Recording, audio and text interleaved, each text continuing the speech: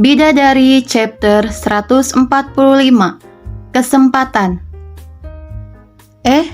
Itu Reiko belum menjawab saat Brigitta menunggu responnya. Tapi aku lelah sekali, Bi. Untuk kali ini aja ya, bujuk Reiko. Kamu tahu kan kita tadi habis ngapain? Bisa nggak aku masaknya kapan-kapan aja? Kamu nolak aku lagi? Brigitta tak pernah mendapatkan penolakan sampai berkali-kali dalam sehari seperti ini. Habis kepalaku pening sekali harus memikirkan tentang urusan Mesir dan kecapean juga habis olahraga tadi. Kalau aku masak, rasanya pasti nggak akan karuan dan kamu nggak akan suka. Betul sebenarnya yang dikatakan Reiko. Masak kalau lagi tak semangat ya tentu saja tidak akan enak. Apalagi dia memang sudah kelelahan dan tidak punya motivasi untuk melakukannya saat ini. Dia mau pipis nggak ya? Malah ini yang mengganggu benak Reiko. Aku benar-benar ingin makan masakan kamu padahal. Brigitta masih cemberut yang membuat pikiran Reiko teralihkan lagi untuk membujuknya. Iya gimana dong sekarang? Aku beneran capek banget, Bi. Ya udahlah, Brigitta menyerah. Makasih ya, Bi. Senang Reiko karena negosiasinya berhasil. Sebentar ya, aku pesankan makanan dulu. Seru Reiko betulan lega. Iya. Tapi saat itu juga ketika Brigitta menyadari sesuatu, dia memegang tangan Reiko. Jadi tanganmu ini kenapa? Tanya yang membuat Reiko pun tersenyum. Tadi aku potong buah dan kena pisau, sayang. Kamu sendiri potong buahnya? Sejak kapan kamu jadi teledor gini? Aku nggak pernah lihat kamu luka di dapur loh, sayang. Bener yang dikatakan Brigitta. Reiko ini adalah orang yang perfeksionis, melankolis, dan dia memang sangat berhati-hati sekali melakukan segala hal. Termasuk memegang sesuatu di dapur. Bukan tipikal orang yang ceroboh. Aku buru-buru tadi karena aku harus menghadiri Zoom dan aku harus menyiapkan buah itu untuk jus. Sial memang, jadi nggak fokus, tapi nggak apa-apa kok sayang, cuma luka kecil. Jawabannya sendiri yang membuat kesal dalam hati Reiko. Tapi ini juga yang membuat dirinya senyum menahan kesal saat menjelaskan itu dengan ketidakpuasan di dalam sanubarinya. Bahkan dia nggak menyinggung sama sekali masalah tanganku yang terluka. Benar-benar tidak peka. Ngemel aja bisanya, ngusir aku aja bisanya, nggak tahu gimana aku terluka gara-gara dia. Beda sama Bi yang perhatian banget ke aku, nggak salah memang pilihanku. Seru hati Reiko yang sudah mengambil kesimpulan tapi tetap tak menghilangkan kesal di lubuk sanubarinya. Entah kenapa ini membuat Reiko jadi tak enak mood, mengomel pada dia yang divisualisasikan dalam benaknya tanpa menyebut nama.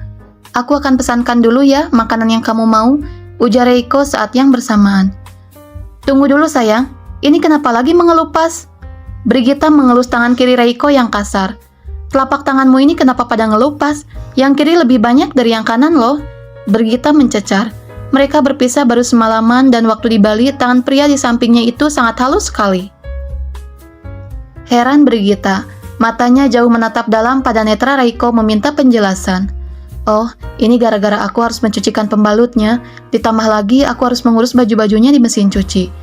Cuci piring karena buru-buru nggak pakai sarung tangan. Sabun-sabun itu, aku benar-benar tidak kuat dengan sabun yang seperti itu. Dan kenapa dia beli sabun yang murahan macam itu? Meski sama-sama sabun untuk mesin cuci atau cuci piring, tetap itu nggak bagus ke tanganku yang sensitif. Kesal dalam hati Reiko juga yang membuat dirinya hanya bisa tersenyum di hadapan Brigitta sambil mengumpat macam tadi. Ini kayaknya gara-gara sabun hotel yang di Bali, sayang.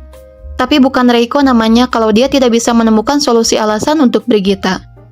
Tidak sesuai denganku dan pulang dari sana memang tanganku jadi begini. Iya kah?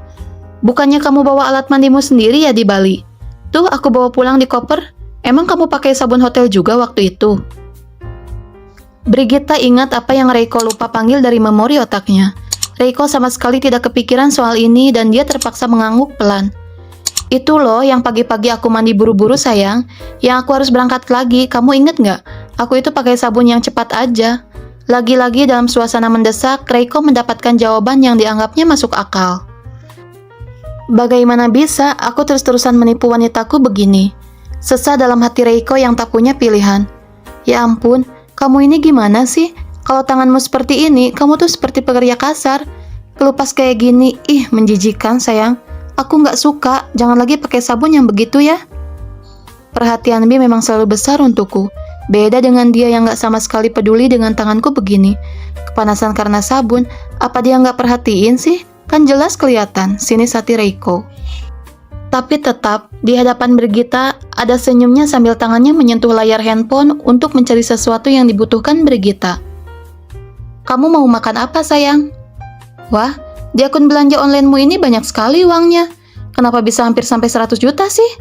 Tapi sayangnya bukan makanan yang menjadi fokus Brigita ketika matanya melihat layar depan aplikasi yang dibuka oleh pria di sampingnya. Jumlah uang yang tidak biasa, ini membuat dirinya penasaran. Karena ini selain uang makan, adalah uang jajannya, aku sengaja memasukkan uang ini ke sini supaya kalau dia mau beli apa-apa, dia bisa tinggal beli. Setiap bulan 50 juta, tapi uang yang ada di sini bahkan masih di atas 90 juta. Tak paham aku kenapa belanjanya sedikit. Dan sekarang aku harus pinjam dulu budget di sini supaya Brigita nggak curiga. Reiko sejujurnya tak mau memakai uang yang ada di sana. Ya, tapi karena kekasihnya butuh makan dan tidak mungkin kan, dia tidak menunjukkan aplikasinya kepada Brigita. Dan kalau top up untuk harga makanan mereka lagi, bukankah akan terlihat aneh? Karena apa yang ada di dapur itu masih terhubung dengan handphone Reiko, ini pula yang jadi bumerang untuknya. Ya biar gampang aja kalau aku pengen beli apa-apa, Bi. Tapi nilainya ini banyak, sayang. Harusnya kalau mau masukkan ke sini, kamu masukin aja ya berapa kayak gitu. 1 juta, 2 juta kan bisa, protes Brigita.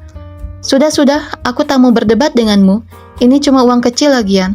Dan lagi-lagi Reiko berusaha menenangkan kekasihnya. Beli saja apa yang kamu mau beli, lagian ini juga kan gabung juga ke marketplace-ku, Bi. Kalau aku pengen belanja online dan butuh sesuatu, aku jadi gampang. Reiko memberi alasan lagi.